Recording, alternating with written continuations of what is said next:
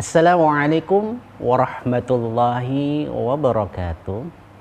Alhamdulillahi wa kafa wa nusalli wa nusallimu ala sayyidina Muhammadil Mustafa wa ala alihi wa ashabihi ahlil wafa amma ba'du. Saudara Kompas TV dimanapun Anda berada, para perindu surga yang dirahmati Allah, berjumpa dengan kami Fathul Bahri di program kesayangan Anda, Mutiara Iman.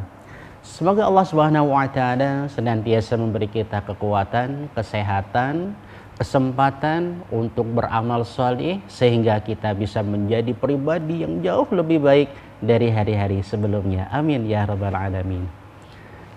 Saudara Kompas TV dimanapun Anda berada, para perindu surga yang dirahmati Allah, pada pagi hari ini kita akan belajar tentang istiqomah. Karena di bulan suci Ramadan ini kita diajarkan untuk istiqomah. Apa sih istiqomah itu? Istiqomah itu adalah kita melakukan suatu amal ibadah secara kontinu, secara terus menerus dan tanpa terputus. Karena sesungguhnya istiqomah itu lebih mulia daripada 1000 karomah. Kita melakukan amalan kecil saja, sederhana saja, tetapi dilakukan terus menerus setiap hari, rutin. Itulah yang akan membuat kita menjadi pribadi yang istiqomah. Dan dengan istiqomah tersebut Allah angkat derajat kita. Dan Ramadan ini adalah madrasah, tempat kita sekolah, tempat kita mengasah diri kita, tempat kita diajari untuk bisa melakukan sesuatu secara istiqomah. Dimulai dari kita bangun tidur untuk makan sahur. Yang ibu-ibu mulai menyiapkan hidangan sahurnya, memasak untuk anak, untuk suami, untuk keluarga. Kemudian membangunkan anggota keluarganya, semua makan sahur di jam tersebut. Lalu setelah sahur, kita menunggu waktu subuh dengan membaca Al-Quran, dengan tadarus, dengan zikir dan sebagainya. Menuju ke musola terdekat, masjid terdekat, atau di musola rumah. Bersama-sama melaksanakan ibadah sholat subuh. Setelah sholat subuh tidak beranjak dulu, wiridan dulu, zikir dulu, baca Quran dulu, ta'lim dulu. Setelah itu barulah kita disibukkan dengan urusan-urusan pekerjaan kita. Yang di kantor berangkat ke kantor, kemudian yang di sawah berangkat ke sawah, yang di pasar berangkat ke pasar. Melakukan hari itu melaluinya dengan amal-amal pekerjaan kita. Kembali ke rumah di sore hari, kemudian menyiapkan hidangan untuk berbuka takjil, berbuka puasa di waktu maghrib, menunggu waktu untuk sholat isya, kemudian kita sholat isya berjamaah dan juga sholat tarawih dan witir berjamaah. Selama 1 bulan kita dididik melakukan hal-hal tersebut. Tujuannya apa? Agar kita bisa menjadi pribadi yang istiqomah. Makan sahur 1. Kemudian menunggu sholat subuh. Kita sholat qiyamul lail. Kemudian kita tadarus Al-Quran di waktu subuh itu. Kita zikir dulu. Kemudian disibukkan oleh urusan-urusan pekerjaan kita. Lalu kita kembali ke rumah untuk semangat melaksanakan ibadah yang lain, yaitu berbuka puasa dan juga sholat isya dan tarawih. Dilakukan selama 1 bulan penuh, tentulah akan membuat kita terbiasa. Harapannya apa? Harapannya ketika nanti kita sudah keluar dari Ramadan, kita sudah lulus dari madrasah Ramadan, kita menjadi pribadi yang terbiasa membaca Quran, tadarus Quran, wirid, dan kemudian kita menghadiri majelis taklim, kita sholat jamaah di masjid, di musola, kemudian malamnya kita terbiasa untuk qiyamul lail. Kebiasaan yang sudah kita lakukan di bulan Ramadan kita bawa di luar bulan Ramadan, sehingga di bulan Syawal dan seterusnya kita masih tetap melaksanakan ibadah-ibadah, perbuatan-perbuatan yang kita biasakan, yang kita istiqomahkan selama di bulan suci Ramadan. Jangan sampai di bulan Ramadan kita rajin ke masjid, kita rajin ke musola, kita sholat berjamaah tidak pernah telat, lalu kita juga terbiasa qiyamul lail, sholat tahajud, sholat hajat, bahkan sholat duha pun kita laksanakan selama bulan suci Ramadan. Jangan sampai selepas dari Ramadan ibadah-ibadah tersebut hilang begitu saja karena kita sudah sibuk dengan urusan duniawi kita. Maka itu namanya bukan istiqomah. Itu dilakukan hanya untuk ketika kita mengisi bulan Ramadan. Maka kita isi Ramadan itu dengan ibadah, kita biasakan itu, lalu selepas dari Ramadan tetap kita bawa ibadah-ibadah tersebut, jangan sampai kita tinggalkan. Ketika kita Ramadan ke masjid, selepas Ramadan pun kita ke masjid. Ketika Ramadan kita sholat qiyamul lail, selepas Ramadan pun kita qiyamul lail. Di bulan Ramadan kita suka tadarus Al-Quran, bahkan kita menghatamkan Al-Quran. Selepas Ramadan jangan sampai kita tidak membaca Al-Quran, jangan sampai kita tidak pernah menghatamkan Al-Quran, karena kita sudah terbiasa untuk istiqomah. Menjaga istiqomah itu berat, karena yang ringan adalah istirahat. Kalau kita istiqomah berat, yang ringan itu namanya istirahat. Dan istirahat itu hanyalah ketika kita sudah kembali kepada Allah, kembali menghadap Allah Subhanahu wa ta'ala. Itulah waktunya bagi kita beristirahat dari kita beramal ibadah di dunia ini. Maka mari kita manfaatkan momentum bulan suci Ramadan ini untuk menggembleng diri kita menjadi orang-orang yang istiqomah, dan itu kita bawa sampai selepas bulan suci Ramadan, insya Allah. Saudara Kompas TV dimanapun Anda berada, jangan beranjak kemana-mana, karena kami akan segera kembali setelah pesan-pesan berikut ini.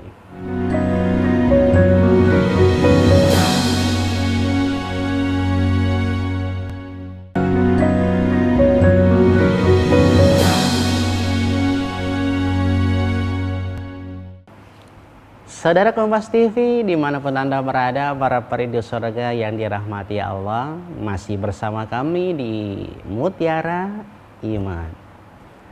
Istiqomah itu sesuatu yang sangat mahal. Ada sebuah kisah diriwayatkan bahwa seorang sahabat Rasul bernama Tha'labah Al-Ansari. Kita sudah sering mendengar kisah beliau dari guru-guru kita, dari kiai kita, dari ustadz-ustadz kita, baik di masjid, di majelis taklim, sering menyinggung tentang kisah Tha'labah Al-Ansari. Tha'labah Al-Ansari adalah sahabat Rasulullah yang dia itu tidak pernah telat untuk sholat jamaah. Selalu rajin datang awal waktu untuk melaksanakan sholat jamaah bersama Rasulullah. Belum pernah sekalipun Tha'labah ini meninggalkan jamaah bersama Rasulullah. Bahkan ketika peperangan sekalipun, Tha'labah selalu mengikuti Rasulullah peperangan dimanapun juga. Tetapi pada waktu itu, pada hari itu, Tha'labah melakukan perbuatan atau sesuatu yang di luar kebiasaannya. Karena biasanya Tha'labah selesai sholat itu dia diam dulu, dia wiridan dulu, dia membaca doa dulu dan tafakur terlebih dahulu. Tapi sudah beberapa kali ini kok Tha'labah tidak melakukannya. Setelah sholat, setelah salam, dia langsung bergegas pulang ke rumah. Berlalu sekian hari ia melakukan hal tersebut, lalu ditanya oleh Rasulullah, Tha'labah, mengapa engkau melakukan hal tersebut? Yang dimaksud oleh Rasulullah adalah, mengapa engkau selesai sholat kok tidak wiridan dulu, kok tidak zikir dulu, kok tidak doa dulu, langsung bergegas pulang. Ini umum terjadi di sekitar kita. Tha'labah menjawab, ya Rasulullah, sesungguhnya aku ini adalah orang yang miskin. Aku hanya memiliki sehelai kain ini yang aku pakai. Ketika aku memakai ini, istriku di rumah bersembunyi. Maksudnya adalah dia dan istrinya itu bergantian menggunakan kain tersebut untuk kain. Sesungguhnya aku hanya memiliki satu kain ini yang aku pakai. Dan ketika kain ini aku pakai, istriku di rumah bersembunyi. Maka aku pun bergegas selesai sholat langsung pulang ke rumah agar istriku bisa memakai kain ini dan sholat di waktunya. Maka ya Rasulullah, tolong doakan aku agar aku menjadi orang yang kaya. Tha'labah merasa dirinya sebagai orang yang miskin, lalu meminta didoakan oleh Rasulullah menjadi orang yang kaya. Tetapi apa jawaban Rasul? Hai Tha'labah, sesungguhnya nikmat yang sedikit yang bisa kau syukuri ini lebih baik daripada nikmat yang banyak yang tidak bisa kamu syukuri. Berlalu sekian hari, Tha'labah masih mengulang permintaannya. Ya Rasul, tolong mintakan kepada Allah agar aku menjadi orang yang kaya. Rasul tetap menjawab, hartamu yang sedikit ini yang kau syukuri masih lebih baik daripada engkau memiliki banyak harta yang tidak mampu engkau syukuri. Lalu untuk yang ketiga kalinya, Tha'labah meminta kepada Rasulullah dengan bersumpah, demi Allah ya Rasul, ketika aku menjadi orang yang kaya nanti, aku akan menjadi orang yang bersedekah. Lalu Rasulullah pun mengamini permintaannya, mendoakan kepada Allah agar Tha'labah ini mendapatkan harta yang banyak. Ketika pulang, Rasulullah membawakan 2 ekor kambing kepada Tha'labah. Dari 2 ekor kambing ini dan doa Rasulullah, Tha'labah mulai mengembang biakannya. Kemudian berkembang biak terus penuh. Dari 2 ekor kambing ini beranak pinak sampai memenuhi kota Madinah. Akhirnya apa? Tha'labah pun menyingkir di sebuah lembah yang di situ penuh dengan kambing-kambing milik Tha'labah. Yang tadinya Tha'labah ini adalah orang yang rajin jamaah dengan Rasulullah, dengan banyaknya kambing yang diurus, dia hanya sholat jamaah di masjid itu setiap sholat duhur dan asyar. Lalu semakin bertambah hartanya, semakin bertambah kambingnya, dia tidak bisa melaksanakan sholat berjamaah bersama Rasulullah kecuali hanya sholat Jumat saja. Dan semakin bertambah lagi hartanya dan kambingnya, ditambah kerepotannya mengurus itu semua, dia sudah mulai tidak melaksanakan sholat Jumat lagi di masjid bersama Rasulullah.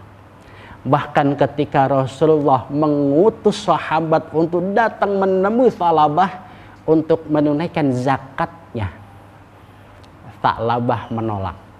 Dia tidak mau mengeluarkan zakatnya yang tadinya dia itu bersumpah atas nama Allah. Ketika dia diberikan harta oleh Allah, dia akan menjadi orang yang bersedekah dan juga membayar zakatnya.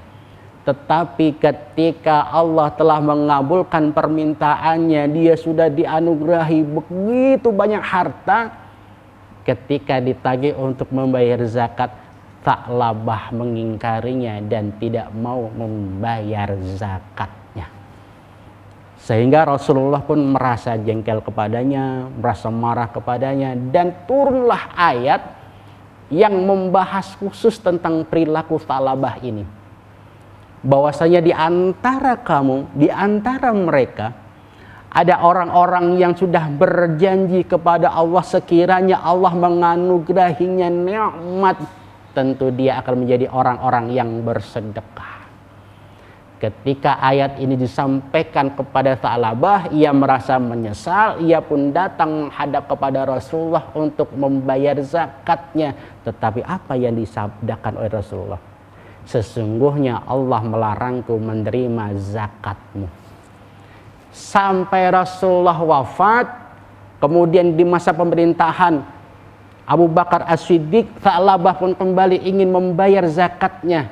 Tapi Abu Bakar As-Siddiq pun tidak mau menerima zakatnya. Bahkan sampai Umar, Utsman, dan Ali sekalipun ia tidak mampu dan tidak mau menerima zakat dari Tha'labah. Bahkan hingga wafatnya Tha'labah tidak juga bisa menyalurkan zakatnya.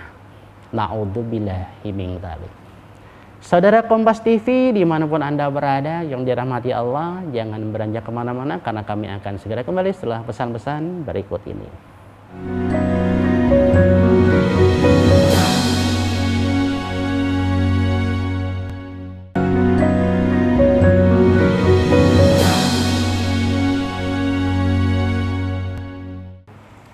Saudara Kompas TV dimanapun Anda berada, para perindu surga yang dirahmati Allah, masih bersama kami di program Mutiara Iman. Tha'labah yang tadinya adalah sahabat yang begitu rajin beribadah bersama Rasulullah, yang ketika dia tidak memiliki harta apapun, yang dipakai hanyalah harta satu-satunya, baju satu-satunya, tapi dia bisa beristiqomah, beribadah, berjamaah bersama Rasulullah. Tetapi mengapa ketika Allah memberinya harta yang begitu banyak, ia sibuk mengurusi hartanya tersebut sehingga dia pun melalaikan ibadahnya. Ia sudah tidak mampu lagi untuk menjaga sholatnya agar tetap berjamaah bersama Rasulullah. Karena terkadang harta itu juga membuat kita lalai. Dan sesungguhnya seperti yang disabdakan oleh Rasulullah di awal tadi, wahai Tha'labah, harta yang sedikit yang bisa kamu syukuri itu jauh lebih baik daripada harta banyak yang tidak mampu kamu syukuri.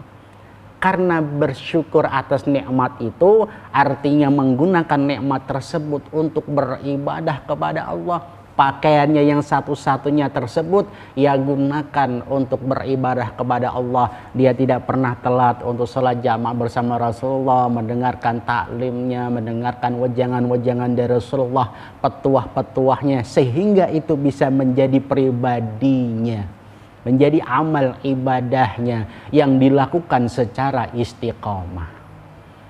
Tetapi ketika godaan dan rayuan harta benda tersebut datang, Allah berikan harta kepada Tha'labah, ia tidak mampu menjaga ibadahnya seperti ketika dia tidak memiliki harta. Karena apa? Karena ketika dia tidak memiliki apapun, yang ada dalam pikirannya hanyalah beribadah kepada Allah. Karena ia tidak memiliki kesibukan apapun, tidak sibuk menjaga hartanya, yang disibukkan adalah menjaganya sebagai seorang hamba. Ketika Allah titipkan harta, ia menjadi sibuk untuk mengurusi harta sehingga ibadahnya pun terbengkelai. Nah, inilah pelajaran istiqomah itu. Istiqomah itu sangat mahal harganya. Ini yang harus kita pupuk dari awal kita hidup. Bahkan ketika ada seorang sahabat datang kepada Rasulullah, "Ya Rasulullah, nasihatilah aku. Berilah aku suatu nasihat yang dimana aku tidak akan meminta hal tersebut kepada selainmu ya Rasul." Yang dinasehatkan Rasulullah kepadanya adalah, katakanlah amantu billah tsumastaqim. Katakan olehmu, aku beriman kepada Allah, lalu istiqomahlah. Tetaplah pada kalimat tersebut sampai engkau menghadap Allah Subhanahu wa ta'ala. Artinya apa? Tetap menjaga keimanannya tersebut. Maka Ramadan ini adalah madrasah tempat kita menempa diri kita agar menjadi pribadi yang istiqomah. Diawali dari hal-hal yang kecil. Yaitu apa? Bangun tidur, kemudian kita biasa ambil air wudhu, lalu sholat qiyamul lail minimal 2 rakaat sambil menunggu waktu sahur. Istri menyiapkan makannya, menyiapkan hidangan sahur untuk anak, untuk suami, untuk keluarga. Kemudian bersama-sama makan sahur. Setelah itu jangan langsung tidur dulu. Tahan dulu. kemudian apa yang terdekat, menuju ke masjid atau ke musola, bersiap-siap untuk menyambut waktu sholat subuh dengan sholat sunnah 2 rakaat. Karena sholat sunnah 2 rakaat yang dilakukan sebelum sholat subuh itu lebih baik daripada dunia beserta isinya. Maka orang yang paling kaya bukan orang yang banyak hartanya. Orang yang paling kaya adalah orang yang tidak pernah telat melakukan sholat sunnah 2 rakaat sebelum sholat subuh. Setelah sholat subuh jangan langsung pulang. Diam dulu sejenak, wiridan dulu, tadarus dulu, baca dulu Al-Quran 1-2 surah atau 1-2 lembar. Kemudian pulang ke rumah bersiap-siap untuk urusan duniawi yaitu pekerjaan. Setelah bekerja pulang ke rumah menyiapkan takjil, sambut bulan Ramadan itu dengan penuh sukacita, lalu berbuka puasa. Berbuka puasa jangan banyak-banyak, sedikit saja sekiranya bisa membatalkan puasa tersebut. Lalu berdoa, Allahumma laka sumtu wa bika amantu wa ala rizkika aftartu. Dhahabad dhama'u wa batallatil uruqu wa thabatal ajru insyaallah ta'ala. Ya Allah, dengan nikmatmu hari ini aku berpuasa dan juga dengan nikmatmu aku berbuka. Jadi kita mengakui bahwa kita ini berpuasa dan kita berbuka puasa itu dengan nikmat Allah. Lalu kita sholat isya berjamaah, sholat tarawih, dan juga kita membaca niat. Itu kita lakukan terus menerus selama 1 bulan. Tujuannya untuk membuat kita menjadi orang yang istiqomah. Dengan istiqomah tersebut kita bawa kebiasaan-kebiasaan baik ini dari di dalam bulan Ramadan, kita lakukan tetap di luar bulan Ramadan. Ketika Ramadan sudah pergi, kita masih melakukan amalan-amalan tersebut. Jangan sampai kita menjadi seperti Tha'labah yang ketika dia dalam keadaan kekurangan, rajin beribadah, rajin istiqomah untuk sholat jamaah, tapi ketika harta sudah dia pegang, dia sudah memiliki sekian banyak kambing, ia menjadi lupa untuk tetap menjaga istiqomahnya sampai akhir hayatnya. Na'udzubillahi min dzalik. Pertanyaannya adalah, apakah kita mau untuk melaksanakan hal tersebut? Apakah kita mau menjadi hamba Allah yang istiqomah? Apakah kita mau untuk selalu dibimbing oleh Allah? Mudah-mudahan kita termasuk hamba-hamba Allah yang istiqomah dari awal sampai kita menghadap Allah Subhanahu wa taala. Mari kita tutup dengan doa kafaratul majelis. Subhanaka Allahumma wa bihamdika asyhadu an la ilaha illa anta astaghfiruka wa atubu ilaih. Saudara Kompas TV dimanapun Anda berada, kalau ada sumur di ladang, boleh kita menumpang mandi. Kalau ada umur yang panjang, tetap saksikan Mutiara Iman di Kompas TV. Saya undur diri. Wassalamualaikum warahmatullahi wabarakatuh.